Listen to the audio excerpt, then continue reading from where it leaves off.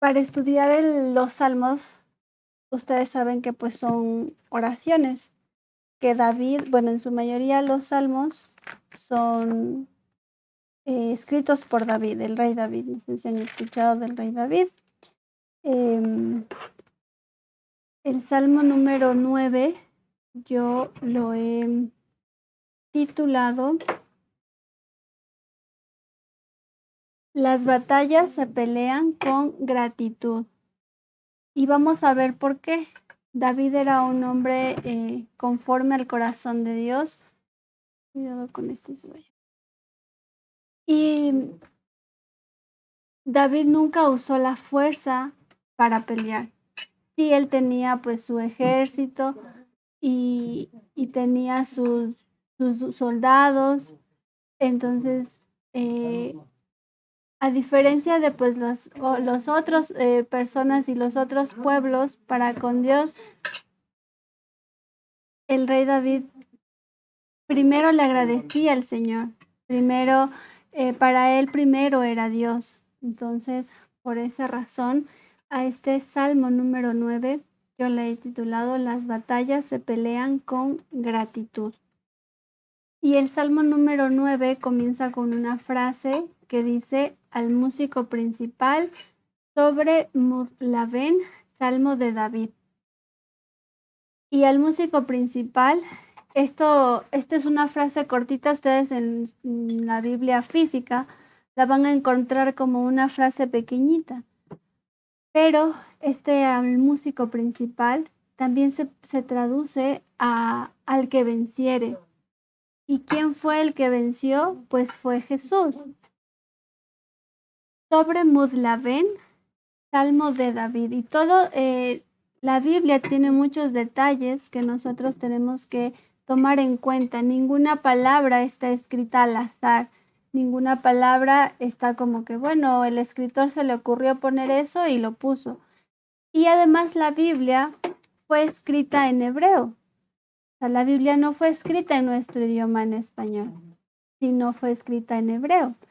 Y eso también nos da otros detalles porque cuando traducimos, por ejemplo, del inglés al español, nosotros sabemos que no es la misma traducción, que muchas veces le cambian las palabras y eso lo podemos notar en las películas, por ejemplo. De igual forma en la Biblia, que está, pues obviamente ya solamente al haberla traducido al español, ya hay ciertas cosas que cambian. Y por eso tenemos que ser minuciosos. Y cuando Dios dice que meditemos en la palabra, que la escudriñemos, significa que no la leamos de manera superficial, sino que la vayamos analizando, vayamos cuestionando y vayamos razonando a lo que vamos estudiando.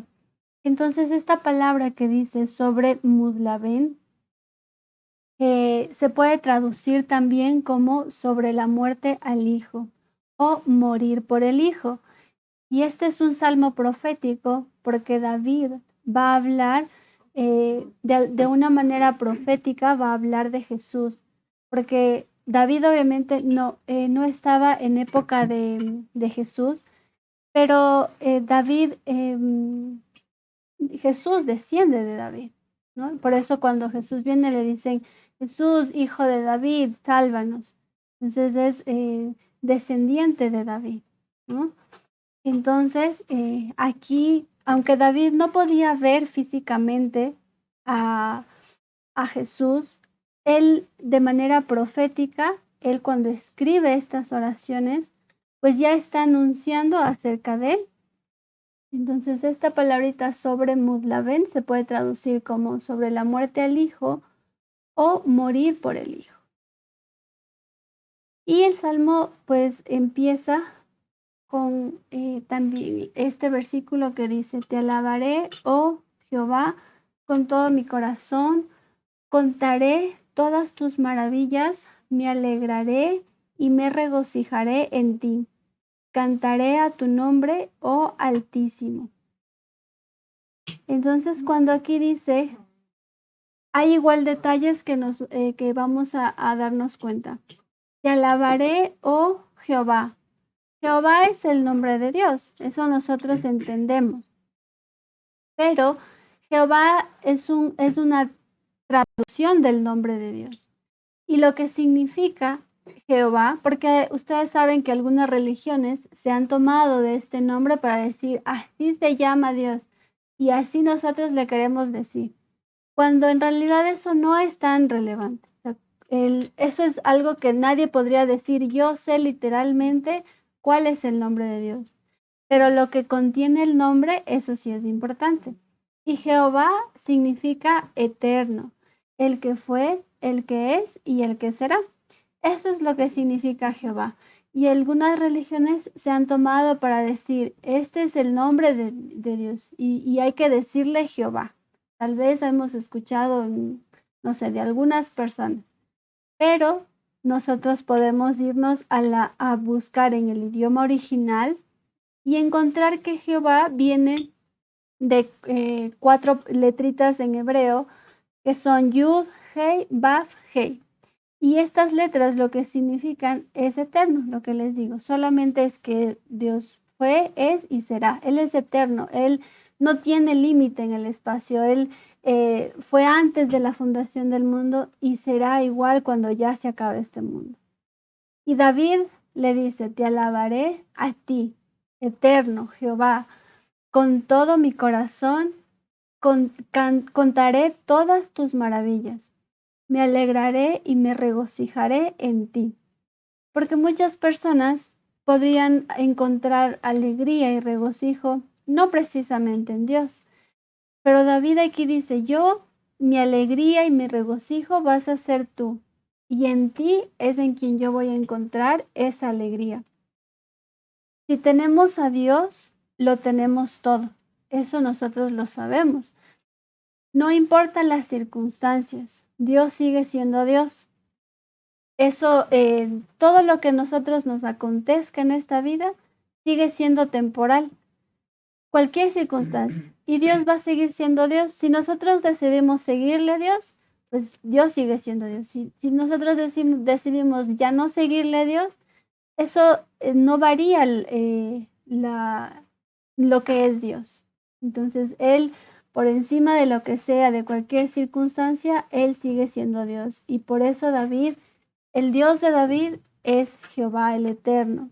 Porque también ustedes saben que no existe solo Dios, la gente cree en que el Buda, en que las vacas, en que la Pachamama y en muchas cosas que la gente cree y a eso les atribuyen como Dios.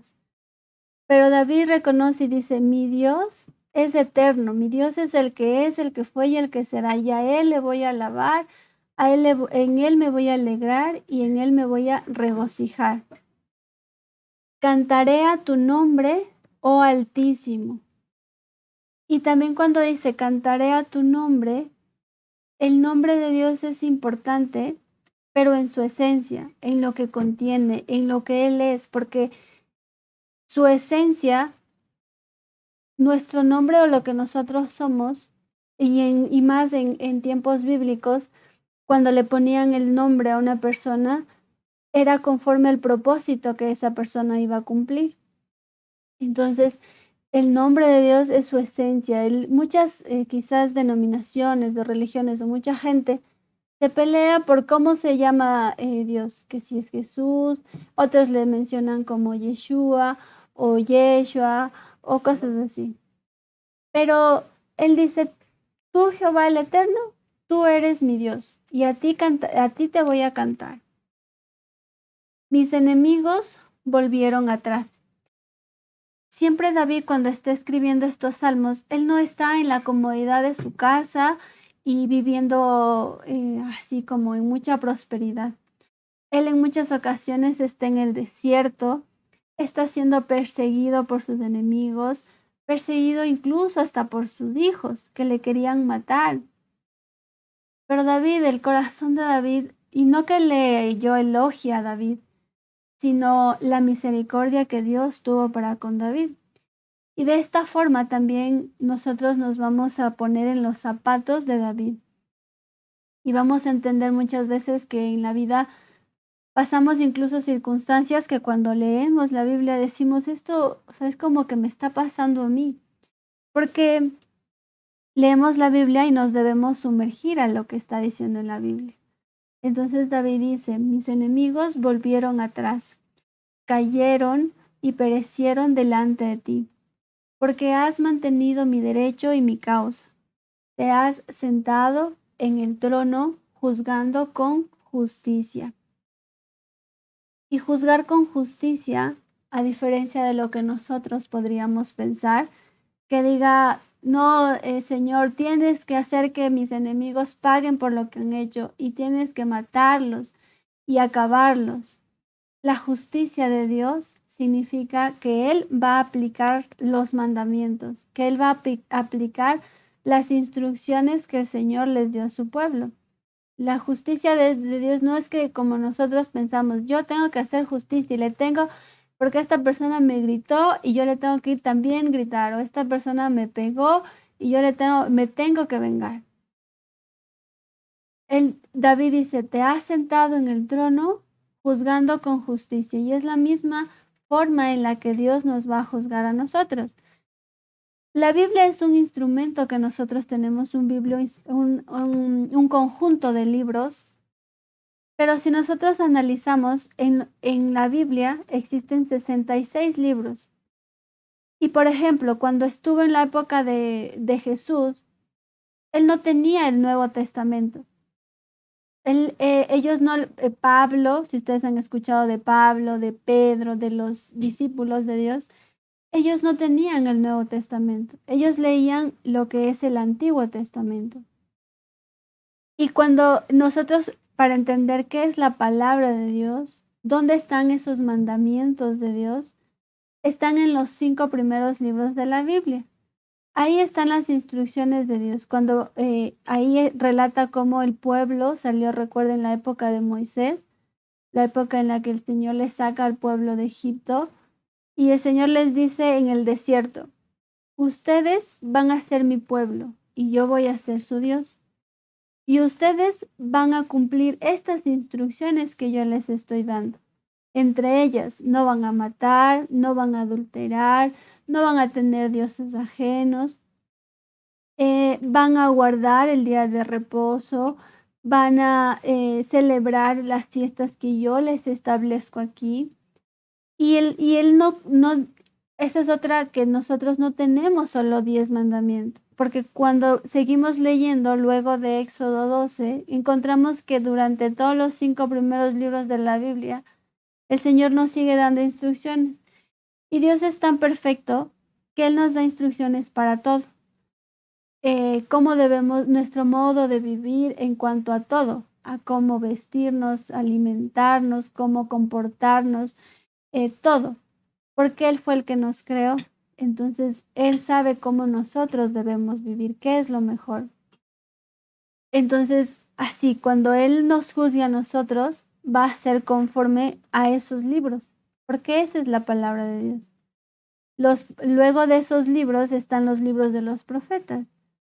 Isaías, si ustedes han escuchado, Jeremías, Daniel, y ellos están profetizándole al pueblo que regresen a esas instrucciones, porque el pueblo se había apartado de estas instrucciones. Y luego en el Nuevo Testamento Jesús y los discípulos también les empiezan a hablar de lo mismo. Y Jesús les dice, yo no he sido enviado a todo el mundo. Sí, mi palabra está disponible para todo el mundo, pero yo fui enviado a las ovejas que se perdieron de la casa de Israel.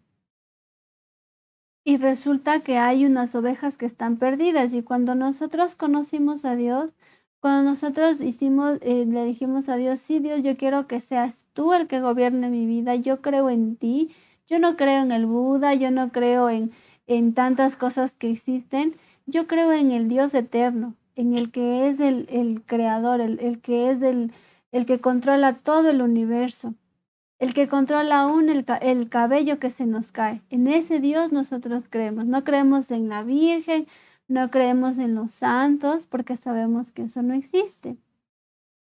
Y cuando nosotros aceptamos ser gobernados por Dios, estamos sus instrucciones, estamos bajo su gobierno. Y así como un gobierno de un país tiene pues sus leyes o sus instrucciones, así tienen que ser. Y nosotros como, digamos, ecuatorianos, estamos obligados a cumplir las leyes para los ecuatorianos. Así de igual forma estamos nosotros en la obligación de cumplir las instrucciones que Dios nos ha dado para vivir, porque si no, no es solamente decir yo conozco a Dios o yo creo en Dios, si yo no estoy haciendo lo que Él me dice que haga. Y puede ser que incluso yo piense que al Señor algo le gusta que yo haga, pero no tengo manera de saber porque Él, o sea, no he leído lo que dice aquí. Y por eso David, en cambio, él conoce perfectamente esas instrucciones y él dice, tú te has sentado en el trono y les vas a juzgar con justicia a los enemigos de David. Luego dice, reprendiste a los malos, destruiste al malo, borraste el nombre de ellos eternamente y para siempre. Los hijos de Dios, quienes somos hijos de Dios, sabemos que tenemos, el pueblo de Dios tiene un enemigo. El pueblo de Dios tiene quienes se fueron en contra de Dios. Recuerden que desde la fundación del mundo hubieron ángeles que se le rebelaron a Dios y dijeron, nosotros no queremos ser gobernados por ti, nosotros podemos ser mejores que tú, así que no queremos. Entonces se fueron y Dios les dijo, ok, listo, se quieren ir, vayan. Y les entregó a estos ángeles que se rebelaron, les entregó la potestad de este mundo. Todos nosotros estábamos antes de conocer a Dios bajo ese dominio, bajo de quienes se rebelaron a Dios, estábamos bajo ese dominio. Pero cuando reconocimos que Dios viene, es necesario que Él venga y muera por nosotros y pague el precio, porque les pagó el precio a ellos, el pago por nosotros haber pecado, por haber desobedecido a Dios, era la muerte. Pero nosotros, eso no nos pasó a nosotros porque Él pagó el precio. Él dijo, ellos deben, yo les voy a pagar. Y les voy a pagar con precio de sangre, no precio de $1, de 2. Es un precio invaluable, un precio que vale la pena que nosotros nos rindamos delante de Dios y que reconozcamos que qué más podría hacer el Señor por nosotros, sino habernos ya dado eso que nadie nos va a quitar. El conocerle a Él, el reconocer que Él es nuestro único Salvador, eso nadie nos lo va a quitar, porque Él nos lo dio sin que nosotros le hayamos pedido. Entonces, cuando es un regalo, cuando es una misericordia de Dios, eso nadie nos quita, porque nos lo dieron sin nosotros haber hecho nada. Y David dice aquí, Él sabe, borraste el nombre de ellos eternamente y para siempre. Aunque la gente no quiera reconocer esto, aunque nos cueste reconocer, porque quizás en esto incluso está nuestra familia, nuestros amigos, hay personas que se van a ir con Dios y hay personas que no se van a ir con Dios. No todo el mundo se va a salvar. Hay un pequeño remanente del mundo que se va a salvar. Entonces nosotros, qué mejor que estar del lado de Dios, porque puede ser que aquí no nos está pasando nada, pero luego, cuando esta vida temporal se acabe, nos espera la verdadera vida y verdadera vida eterna. Entonces, esto no depende tampoco de nuestras obras. Con eso tampoco significa que como no depende de mí, puedo yo robar, puedo yo matar, puedo adulterar, puedo tener otros dioses, porque ya reconozco, ya Dios me ha mostrado que debo obedecerle. Y aquí David de manera específica se acuerda cuando dice en otra parte de la Biblia, en Éxodo 17, que el Señor les dijo al pueblo, Jehová dijo a Moisés, escribe esto para memoria en un libro y di a Josué que raeré, o sea, acabaré del todo la memoria de Amalec de debajo del cielo. Y Moisés edificó un altar y llamó su nombre Jehová Nisi, y dijo, por cuanto la mano de Amalec se levantó contra el trono de Jehová, Jehová tendrá guerra con Amalec de generación en generación. Y Amalek pues hace una referencia al, sí, a los enemigos de Israel, al pueblo de Dios. Entonces siempre, y aquí está escrito, siempre va a haber guerra. Ustedes han escuchado eh, en el pueblo, bueno, ahorita en el pueblo como tal de Israel, siempre hay guerras en contra de este pueblo. Y somos parte de ese pueblo, no estamos en ese lugar, pero somos parte de ese pueblo porque hemos reconocido a Dios como nuestro Salvador. Y siempre se están atacando a Israel, a este pueblo, a esta nación. Y Dios siempre los está defendiendo. Esta nación es bien chiquita, es incluso hasta creo más pequeña que Ecuador, pero están tan bien protegidos por el Señor, porque Él escogió este pueblo como su pueblo apartado entre todas las naciones. Entonces aquí David se acuerda y dice, ya, Señor, y él habla en presente, borraste el nombre de ellos. Dios no quiera y eso, o sea, pase con nosotros y diga, o sea, ya, borre el nombre de nosotros, que eso no nos pase porque estamos del lado del Señor. Los enemigos han perecido, han quedado desolados para siempre, y las ciudades que derribaste, tu memoria pereció con ellas. Pero Jehová permanecerá para siempre. Todo va a pasar. La flor se cae, la hierba se seca, tenemos distintas etapas en la vida, las personas se siguen yendo, todo se va a acabar. Pero la palabra del Señor y Él no pasa, él sigue permaneciendo desde siempre y para siempre. Justo eso en Primera de Pedro dice lo siguiente: siendo renacidos no de simiente corruptible, sino de incorruptible, por la palabra de Dios que vive y permanece para siempre. Porque toda carne es como hierba, y toda la gloria del hombre como flor de la hierba. La hierba se seca y la flor se cae, pero la palabra del Señor permanece para siempre. Y esta es la palabra que por el Evangelio os ha sido anunciada. Siendo renacidos nosotros hemos nacido dos veces. Una cuando nacimos de manera natural y otra cuando reconocimos a Dios como nuestro Señor, porque eso no lo tuvimos de toda la vida. Hubo un día, hubo una ocasión, un tiempo en especial. Y lo importante es que aunque nosotros aparentemente estemos lejos, Dios nos va a hacer regresar. Y qué mejor regresar por las buenas, porque si es por las malas, nos va, así como el pastor va y busca a la ovejita que se extravió y deja las 99 en el redil y va por la una ovejita, así y nos va a ir a buscar Dios, ya sea roto una pata o rota las dos, golpeados, y nos va a tener que traer de vuelta. Pero qué mejor volver sin lesiones y por las buenas y mantenernos dentro del redil. Luego continúa el salmo y dice, David, bueno, el Señor permanecerá, Jehová el Eterno permanecerá para siempre. Ha dispuesto su trono para juicio. Él juzgará al mundo con justicia y a los pueblos con rectitud. Jehová será refugio del pobre, refugio para el tiempo de angustia.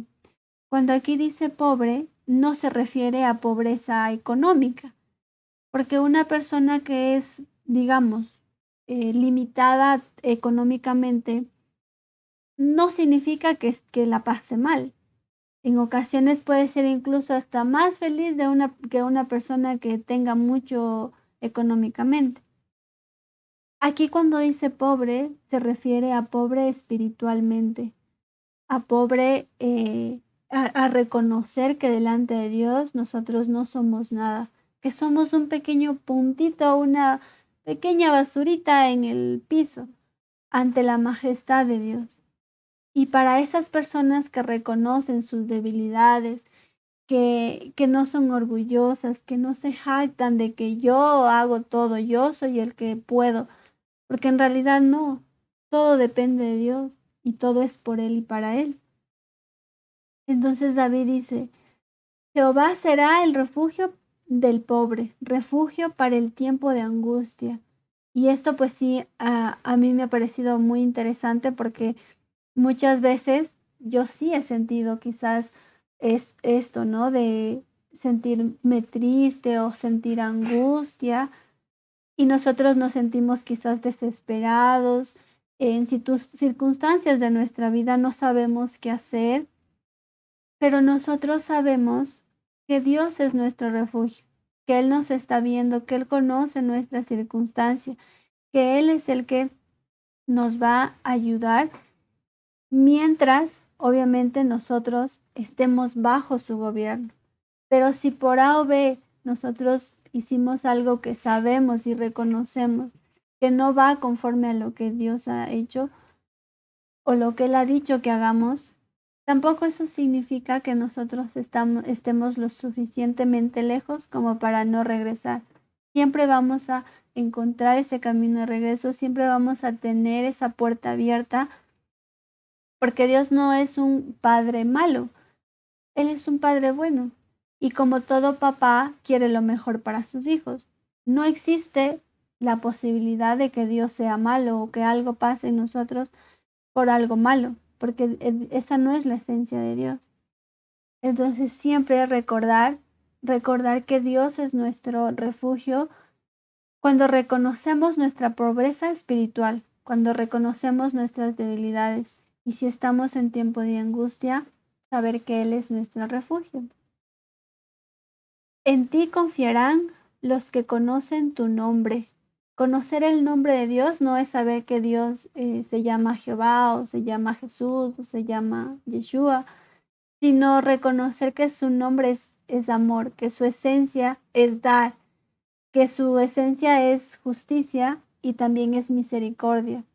Tener temor de Dios porque Dios sí aplica sus instrucciones y si tiene que castigarnos lo va a hacer, pero también reconocer que Él es misericordia y que cada día nos vuelve a dar aliento de vida porque por algo estamos aquí, por algún propósito, por alguna causa y debemos ir en busca justo de ese propósito que tenemos en la vida. Por cuanto tú, oh Jehová, no desamparaste a los que te buscaron. ¿Cómo podemos nosotros buscar a Dios? De muchas maneras. Leyendo la Biblia, orando, comportándome bien con la persona que tengo al lado mío. Tengo muchas maneras de buscar a Dios. Y David dice, oh Jehová, oh Eterno, no desamparaste a los que te buscaron. Cantad a Jehová que habita en Sión, publicad entre los pueblos sus obras, porque el que demanda la sangre se acordó de ellos, no se olvidó del clamor de los afligidos. Ten misericordia de mí, Jehová. Siempre constantemente en los salmos, David está diciendo esto, Señor, ten misericordia de mí. Mis enemigos me están persiguiendo, el pueblo no me quiere ver, pero Señor, si tengo la culpa, si yo ocasioné esto, está bien, lo reconozco. Ten misericordia de mí. Y misericordia es extender, esa es la bondad que Dios nos extiende. Es ese regalo inmerecido que nosotros tenemos constantemente. Porque si nosotros nos ponemos a analizar de manera interna y cada uno de nosotros nos ponemos la mano en el corazón y uno dice, o sea, yo no debería ni siquiera tener la oportunidad de respirar o de tener alimento en mi casa. O yo no sé, no es que yo sea bueno y me merezca cosas, porque honestamente si nosotros analizamos de manera interna, sabemos que cometemos muchos errores todos los días, que pecamos contra Dios todos los días. Y sin embargo, eso no influye a que Dios nos siga extendiendo su misericordia. Eso obviamente por este tiempo, pero va a llegar el día en el que Dios diga, bueno, sí, hasta aquí. Ahora ya es tiempo de aplicar justicia. Y no por maldad, sino porque a cada quien le corresponde, pues lo que siembra se cosecha. Entonces no es castigo, no es maldad, no es que Dios se olvidó de nosotros, es que simplemente pues Dios es misericordia, pero también es justicia. Y llega siempre ese día de cada día nos extiende misericordia y todos los días se renueva.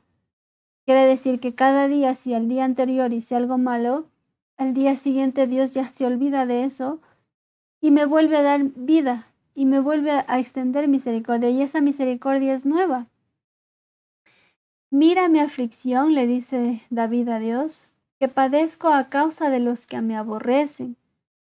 Tú que me levantas de las puertas de la muerte.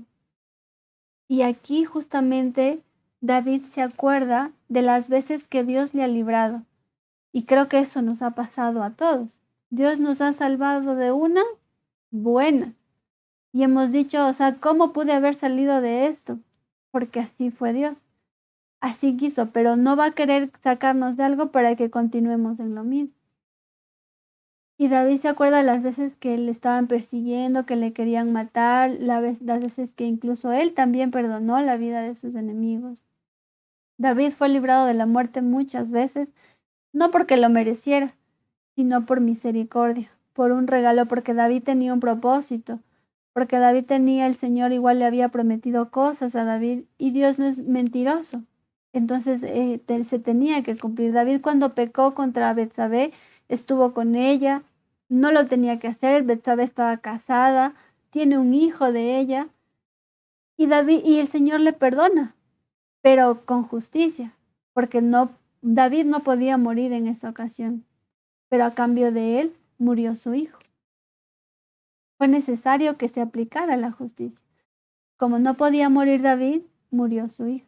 Y por eso todo es siembra cosecha. ¿Quién también nosotros nos podemos acordar en este versículo que dice pues que tú me levantaste, cuando dice tú me levantas de las puertas de la muerte? ¿Quién más fue quien venció la muerte? ¿Quién fue el que venció la muerte más claro? Fue Jesús. Jesús venció la muerte. Jesús, por él es la primicia de los que van a resucitar cuando ya nosotros no estemos en esta tierra. Y luego de él, pues los que murieron en el Señor y los que creyeron en él. Israel, que somos nosotros, sus hijos, igual seremos resucitados porque él así nos ha prometido. O sea, cuando nosotros ya no estamos en este mundo, eso es solamente como mudarse de casa. Ya no estoy aquí, pero me espera una vida eterna. En cambio, para los que no creen en Dios, para los que le han negado, sí existe la muerte. Existe que ya su nombre será borrado para siempre. Y para que Él nos ha levantado, para que él nos va a levantar de entre los muertos, no va a ser para que sigamos viviendo nuestra vida desordenada, sino para alabarle a Él, para darle la gloria, para darle la honra, para reconocer que Él es el que gobierna nuestra vida. Para eso Él nos salvó. O sea, nos salvó para que nosotros seamos testigo entre el mundo de que de lo más vil y menospreciado, Él nos escogió a nosotros sin mérito alguno, para que nosotros demos testimonio del poder de Dios, que el poder de Dios tiene la capacidad de levantar a una persona que nadie dé nada, que esas personas somos nosotros. Y habernos concedido el regalo de conocerle y de creer en Él, pues es una total misericordia, porque pues no somos diferentes a otras personas. No somos diferentes. Hemos cometido los mismos errores y quizás peores que de los que cometen otras personas. Entonces aquí es cuando se está refiriendo a Jesús. David, como les dije, no puede ver físicamente y no está en la época que David escribe esto, no es ni siquiera época de Jesús. Pero ya de alguna forma nosotros al leer entendemos que cuando él dice, tú me levantas de las puertas de la muerte, se refiere a David cuando se fue salvado de la muerte muchas veces y también a Jesús, que él fue el que venció la muerte, para que cuente porque aquí dice ya, tú me levantaste y ahora ¿para qué me levantaste? ¿Para qué me salvaste, Señor? ¿Para qué me sigues teniendo aquí? David dice, para que cuente yo todas tus alabanzas en las puertas de la hija de Sión y me goce en tu salvación. La palabra salvación también se traduce al nombre de Jesús. Salvación significa Yeshua y Yeshua lo traducieron luego como Jesús, que es el nombre del Hijo de Dios. Luego continúa y dice, se hundieron las naciones en el hoyo que hicieron. O sea, las personas, o sea, las naciones, los que se fueron en contra de Dios, cavan su propio hoyo. No necesitan que Dios haga nada, porque ellos mismos se están hundiendo en el hoyo que hicieron. En la red que escondieron fue tomado su pie. Y esto se refiere un poco a toda la historia, a todo lo que ha acontecido a lo largo del tiempo en las distintas religiones. Porque Jesús está en todas partes. Jesús está en las distintas denominaciones que conocemos. Y cuando Él venga, nosotros decimos, ¿y ahora por quién va a venir? Por los católicos, los cristianos, los testigos de Jehová, los mormones. ¿Por quién va a venir? Entonces ahí está como el Señor aún escondido, pero un día Él se va a quitar todos esos atuendos y todo su, así como vieron que seguramente vieron en la película o en la serie de José, que José se destapa ante sus hermanos de su atuendo egipcio y sus hermanos le reconocen y dicen, tú eres nuestro hermano. Así le van a reconocer un día a Jesús y van a ver que Él no es un santito que está ahí en la pared, que no es un niño que lo tienen ahí, que no es lo que la gente piensa. Y por eso no, las distintas denominaciones solo nos han dividido. Nosotros lo único que somos es hijos de Dios, que le seguimos a Dios, alejados de todas las religiones. Porque en estas religiones fueron las que hubo mucha, digamos, mano que quiso engañar a la gente, que quiso hacer creer que por lo que yo haga, bueno o malo, por eso me voy a salvar. O en época del catolicismo, las indulgencias, no sé si han escuchado eso, o hubieron muchas cosas que pasó a lo largo de la historia. Y David les dice a ellos mismos cavaron su propio hoyo. El Señor se ha hecho conocer en el juicio que ejecutó. En las obras de sus manos fue enlazado el malo. Los malos serán trasladados al Seol. Todas las gentes que se olvidan de Dios. Hay muchas maneras de olvidarse de Dios. Y pues aquí David igual está reconociendo y aquí dice, pues los malos, hay malos. En el mundo no es que existen, pero todos somos malos, todos hemos cometido errores. Pero Dios, como les digo, simplemente nos escogió, decidió mostrarse, revelarse a nosotros. Y los malos, los que no reconocieron a Dios, serán trasladados al Seol. ¿Y cómo es reconocer a Dios? No decir solamente creo en Dios, sino reconocer a Dios es tenerle a Él en todo lo que yo hago, en todo lo que yo soy. Sí tengo que aceptar mi humanidad, mi carne, mis debilidades, pero constantemente rectificar. 7 veces nos caemos y las 7 veces nos volvemos a levantar. Todas las gentes que se olvidan de Dios son las que serán trasladadas al Seol, porque no para siempre será olvidado el menesteroso. Menesteroso también es como, pues, afligido, necesitado, pobre espiritualmente. Ni la esperanza de los pobres perecerá perpetuamente. Tampoco se refiere a la pobreza de dinero, sino esa esperanza que tenemos nosotros en Dios, en reconocer que no nos mandamos por nosotros, sino por Él. Y nuestra esperanza es que un día Jesús vuelva, si no nos ha llevado antes, y nosotros podamos estar con Él y podamos estar en paz. Y aunque ahora tengamos aflicciones, eso no será para siempre. Y ya casi para finalizar, David le dice, levántate, oh Señor, no se fortalezca el hombre, sean juzgadas las naciones delante de ti.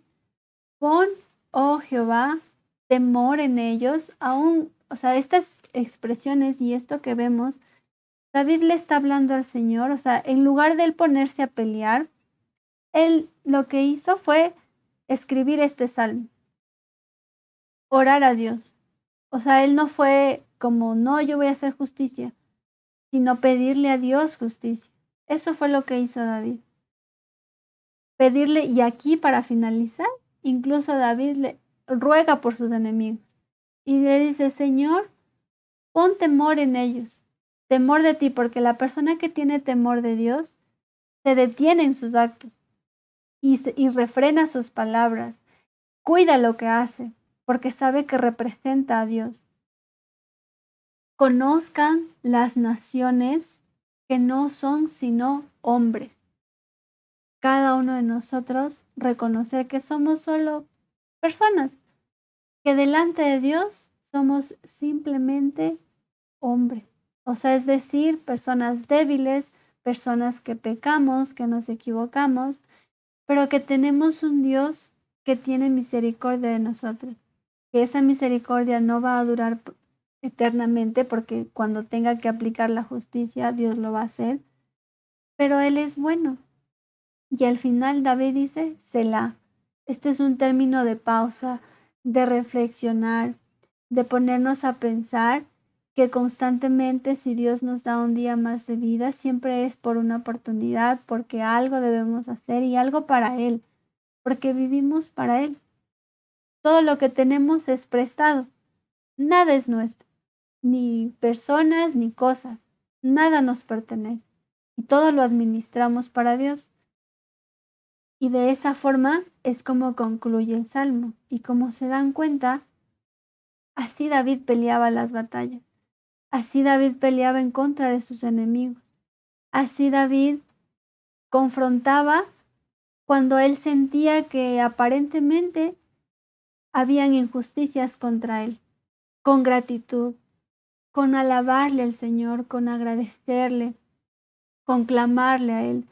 No con pelear, no con gritar, no con hacer valer lo que yo soy, ni con decir, David era rey. Y David podía decir, vayan y maten a todos. Pero David, incluso cuando su hijo, por ejemplo, le quiso perseguir y le quiso matar, David dijo, no, yo me voy, yo me rindo. ¿Cómo me voy a poner a pelear contra mi hijo? Y se fue al desierto.